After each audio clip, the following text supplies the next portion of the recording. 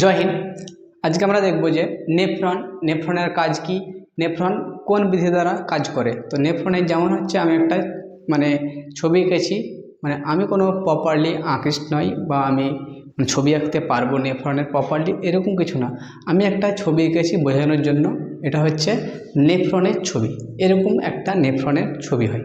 Nephron আমরা কি বলেছি, কিডনিতে প্রায় 8 লাখ নেফ্রন থাকে। তার মধ্যে এরকম চেহারা থাকে। ছবিতে তোমরা দেখতে পাচ্ছ নেফ্রনের চেহারা কীরকম হয়, এরকম হয় নেফ্রনের চেহারা। এর উপরে যেটা এবার গোলাকার থাকে, এরকম হয় গুচ্ছা গুচ্ছা টাইপের থাকে, সেটাকে বলি আমরা গ্লোমেরুলাস। গ্লোমেরুলাস উপরের যে গোচ্ছা অংশটাকে বলি আমরা গ্লোমেরুলাস। তারপরে যে অংশটা থাকে তাকে বলি আমরা বাউমেন্স ক্যাপসুল। তারপরে কি বলি আমরা বাউমেন্স ক্যাপসুল। এবার আমরা গ্লোমেরুলার কাজ কি। গ্লোমেরুলার কাজ হচ্ছে যে শরীরের ভিতরে যে সমস্ত ক্রিয়াকলাপ হয় সেগুলোকে আলট্রা ফিল্টারেশন করা। আলট্রা ফিল্টারেশন প্রত্যেকটা জিনিসকে ছাঁকা। তাহলে প্রত্যেকটা জিনিস যত সমস্ত রেচনতন্ত্রে অংশগ্রহণ করে সবগুলো কী করে, ছাঁকা আলট্রা ফিল্টারেশনের মাধ্যমে। তাহলে সব থেকে গুরুত্বপূর্ণ এবার ভূমিকা নেয় হচ্ছে যেমন হচ্ছে রক্তকে ছাঁকে। এবার শরীরের মধ্যে সব থেকে গুরুত্বপূর্ণ ভূমিকা হচ্ছে রক্ত সবকে বয়ে নিয়ে আসে, রেচনতন্ত্রকে নিয়ে কোথায় ছেড়ে দেয়, কিডনিকে।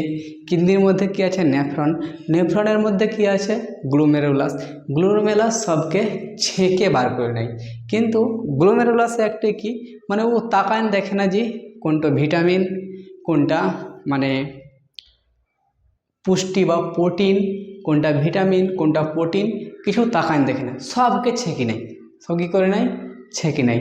কী করে নেয়, ও সবকে এক ওর থেকে ছাঁকতে শুরু করে দেয়, আগে পেছনে তাকান কিছু দেখে না। কি করে, গ্লোমেরুলাস একবারে লোলিয়া। তাকান তো দেখতে হবে যে আগে পেছনে কে আসছে, রাস্তা ছেড়ে দিতে হবে ওকে, তা তাকান দেখে না, সবকে ছেঁকে নেয়। তাহলে যেমন হচ্ছে নিয়ে কি করে, সবকে ছেঁকে নেওয়ার পর পরিষ্কার যে রক্ত থাকে সেগুলোকে আবার পাঠিয়ে দেয়, পরিষ্কার রক্তকে।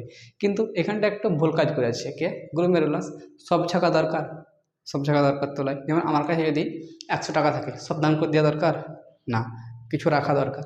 সেরকমই গ্লোমেরুলাস সেরকম কিছু ভুল করে আছে।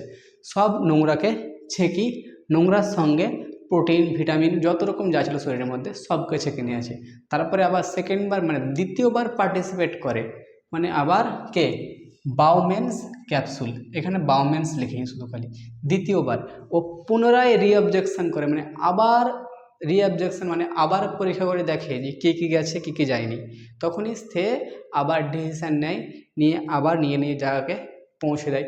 ভিটামিনকে ভিটামিনের জায়গায়, প্রোটিনকে প্রোটিনের জায়গায়, সমস্ত শরীরে যে সমস্ত চলে এসেছিলো সেগুলোকে নিজের স্থানে পাঠিয়ে দেয়। দ্বিতীয়বার কে, বাউমেন্স ক্যাপসুল। বাউমেন্স ক্যাপসুল কী করে, যে এই যত সমস্ত ইউরিয়া যে সমস্ত কী আছে শরীরে, ওইগুলো কী করছে, ইউরিয়াতে রূপান্তরিত করে। ইউরিয়া থেকে অ্যামোনিয়া তো ছিল, কিডনি কী করলে ইউরিয়াতে রূপান্তরিত চলে এলো লিভারে হয়েছিল। ওটা আগে পড়েছিলাম। অ্যামোনিয়াতে কী থাকে, অ্যামোনিয়া লিভারে থাকে, লিভার থেকে ইউরিয়া তৈরি হয়। এই ইউরিয়া চলে আসছে কোথা থেকে, ডায়ালিসিস প্রসেসের মধ্যে চলে আসছে নেফ্রনে, এবং নেফ্রন সেটা কী করছে, ইউরিন পেশাবের রাস্তায়